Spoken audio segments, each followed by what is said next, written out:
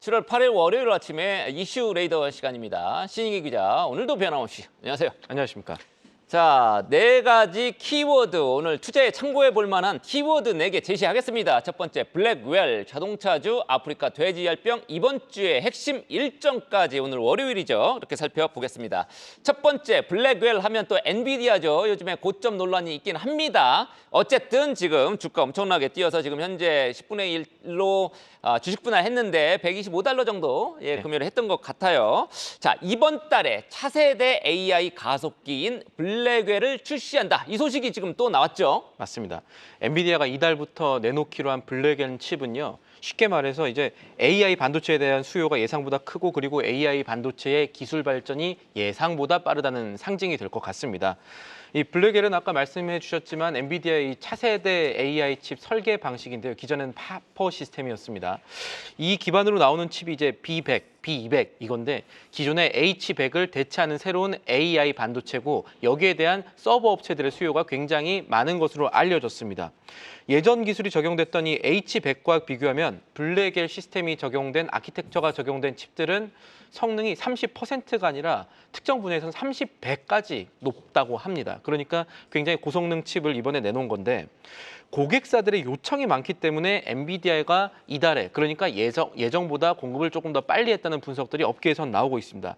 이거를 저희들이 자주 하는 말로 번역하면요. 반도체에 대한 슈퍼사이클이 예상보다 클 수 있다는 말로 생각을 하시면 될 것 같고요. 그렇게 되면은 최근에 탄력받고 있는 반도체 관련주, 국내에는 당연히 삼성전자와 SK 하이닉스를 비롯한 반도체 관련주들도 이 하반기 실적에 숫자에 기여하는 파란불이 들어오는 것 아니냐 이런 기대의 심리를 갖게 할 수 있는 대목입니다. 네, 일단은 SK 하이닉스나 뭐 한미반도체나 뭐 이런 쪽에 더 큰 영향을 끼치겠네요. 네, 삼성전자도 곧 이제 납품할 가능성 지금으로서 매우 높지요. 자, 두 번째 키워드는 현대차, 기아 이렇게 보겠습니다. 지금 2분기에 역대급 실적 전망 나온다고 하던데요. 어떻습니까? 삼성전자도 생각보다 잘 나왔죠? 10조 4천억. 맞습니다.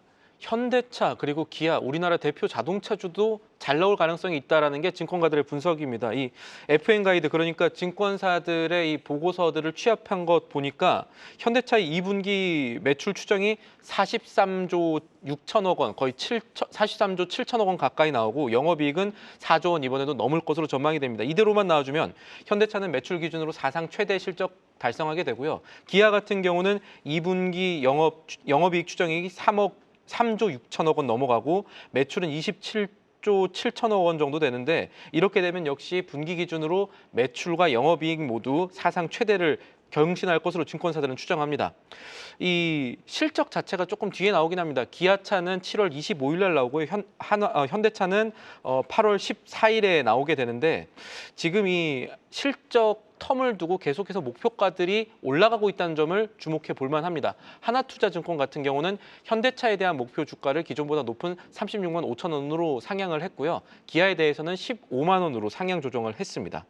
네, 현대차, 기아가 이렇게 돈을 잘 법니다. 특히 이제 우리 뭐 국내에서 많이 버는 것보다는 해외에서 이렇게 외화를 많이 벌어들이고 있기 때문에 우리 국가 경제에 기여하는 것도 굉장히 클 것 같습니다. 뭐 분기에 거의 뭐 8조 정도 지금 예상을 하고 있네요.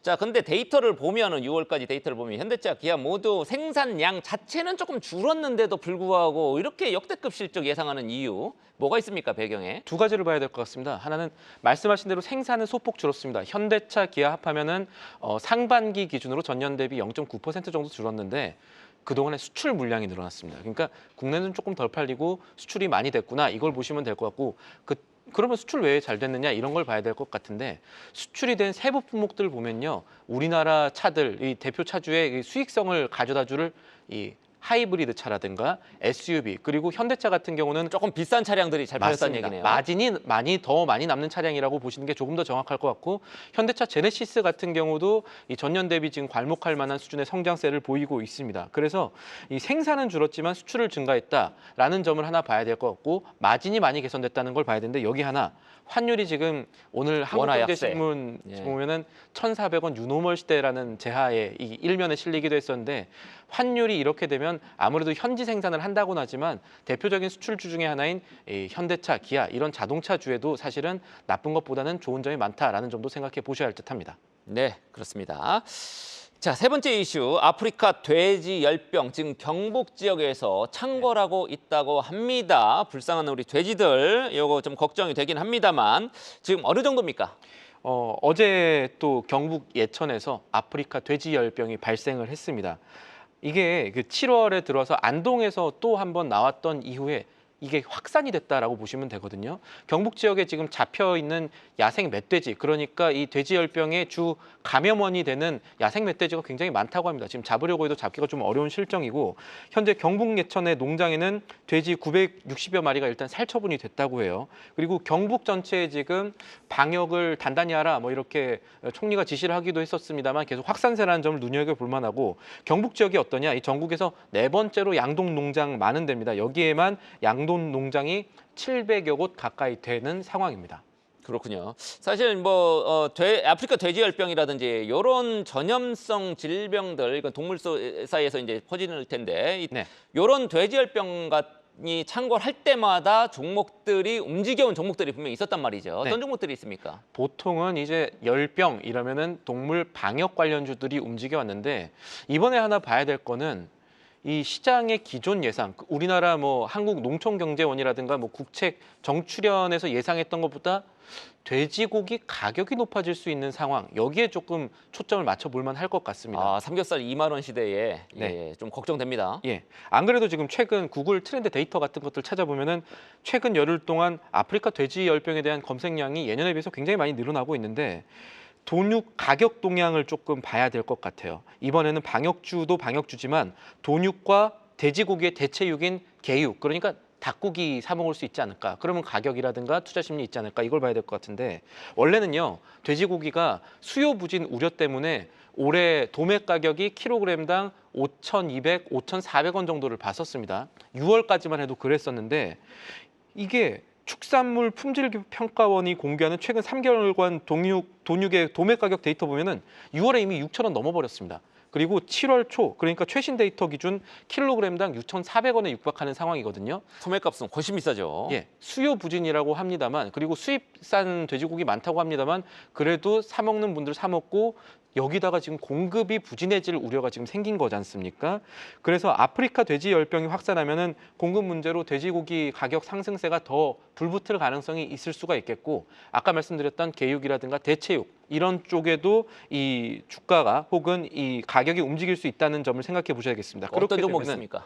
선진과 같은 양돈주, 그리고 마니커와 같은 개육 관련 생산주, 닭고기 생산 관련주가 움직여 왔는 패턴들이 이번엔 조금 더 강할 수 있겠다라는 점들을 가격과 함께 생각을 해보셔야 될 것 같고, 보통은 이제 아프리카 돼지열병 초기에는 사료주, 방역 관련주 반짝 흐름 보이긴 한데, 이게 단기 투자 아이디어로서는 당연히 접근이 가능하겠지만, 이런 식의 테마주 움직임은 워낙에 등락이 빠르게 치고 빠진다라는 점 과거에도 보셔야겠습니다. 지켜보면 이런 동물 관련 방역주들은 잠깐 급등했다가 더 많이 빠지더라고요. 물론 미래생명자원 같이 이제 시간에서 조금씩 움직이는 기업들도 한번 눈여겨 보실 만은 하겠습니다. 알겠습니다. 오늘 좀 잘 지켜보겠습니다. 자, 마지막으로 이번 주에 증시에 영향을 끼칠 만한 핵심 일정들도 소개해 주세요. 일단 월요일에는 사실은 좋은 얘기가 먼저 나왔으면 좋겠는데, 오늘부터 10일까지 3일간 삼성전자의 이 전국 삼성전자 노동조합에서 결국 총파업에 들어갈 것 같습니다. 타격 있을까요? 지금 2만 8천여 명들의 노조원이 DS 부분에도 있기 때문에 실제로 어느 정도 타격일지 당장은 알 수가 없습니다. 10일까지 되어야 집계가 될 것 같습니다. 그래도 걱정을 키울 수 있는 이야기긴 하죠. 그리고 9일, 그러니까 우리나라 시간 9일입니다. 미국의 이 제롬 파월 연준 의장이요, 이 상반기 한 번, 하반기 한 번 이렇게 1년에 2번씩 상원 청문회합니다. 이때 이제 의원들이 많이 물어보면은 조금 더 금리라든가 물가에 대한 생각들 나오는데, 이런 것들이 시장에 영향을, 첫날인 상원 청문회에서 영향을 줄 가능성이 있겠고요. 그 다음날 이제 하원 청문회 있지만 상원 청문회에서 뭐 할 얘기 다 하겠죠. 보통 그때 다 합니다. 우리나라 시간으로는 수요일 새벽이 되겠습니다. 그렇습니다. 그리고 이제 경제장관 회의가 이제 10일에 있고, 우리나라 실업률이 나오는 고용 동향이 수요일에 있습니다. 또 하나 살펴봐야 될 거는, 요새는 우리나라 증시 중국이랑 같이 움직이기 때문에 중국 관련 경제 지표들도 살펴보셔야 되는데, 중국의 이 6월 소비자 물가 지수 CPI가 나옵니다. 이때 살펴보셔야 되고, 또 CPI 관련하면 사실 제일 중요한 게 이제 목요일에 나올 이 미국의 CPI도 살펴보셔야 될 것 같습니다. 지금 미국은 물가가 잡히고 실업률도 지금 4% 올랐는데 이 정도면 딱 시장에 좋은 수준이다라는 얘기들이 나오고 있죠. 기대감을 더 자극할 수 있을지 살펴봐야 될 것 같고. 중국은 디플레이션, 네. 미국은 인플레이션 지금 맞습니다. 우려가 있죠. 목요일에 그래도 가장 중요한 건 우리나라 한국의 기준금리 어떻게 되느냐가 단기적으로는 우리 시장에 가장 영향을 미치겠죠. 어떻게 될까요? 동결이 가장 유력하고요. 당연히 아직까지는 동결이 유력하고 이번에 이주열 총재가 아니죠. 제가 이창용 총재입니다. 네, 이창용 총재가 제 예전 데이터까지 보다가 헷갈렸는데 네. 이창용 총재께서 어떤 말을 할지 정말로 미국보다도 빨리 금리나 8월에 금리나 할 가능성이 있을지 여기에 대한 시각을 어떻게 제시할지 이 부분을 좀 살펴봐야 될 것 같고 그리고 아마 우리나라 12일 새벽이 되겠지만 미국의 오전부터 11일 목요일 장전부터 펩시라던가 미국의 큰 경제 흐름 알 수 있는 델타항공 뭐 이런 실적들이 발표되는 것들도 함께 살펴보셔야겠습니다. 그리고 10일 금요일에는 우리나라 이 7월 경제 동향이라든가 그린북이라고 하죠. 경제 동향이라든가 중국의 수출입 지표 그리고 미국의 어닝 시즌 본격적으로 시작된다는 점 살펴보시면 되겠습니다. 네, 미국도 이번 주 후반부터 본격적인 분기 실적 발표 시작을 합니다. 우리는 삼성전자를 필두로 이미 시작을 했죠. 지금까지 우리 신인규 기자와 함께한 이슈 레이더였습니다. 계속해서 다양한 경제 이슈를 알고 싶다면 구독과 좋아요, 알림 설정 부탁드립니다. AI 캐스터 권미정이었습니다.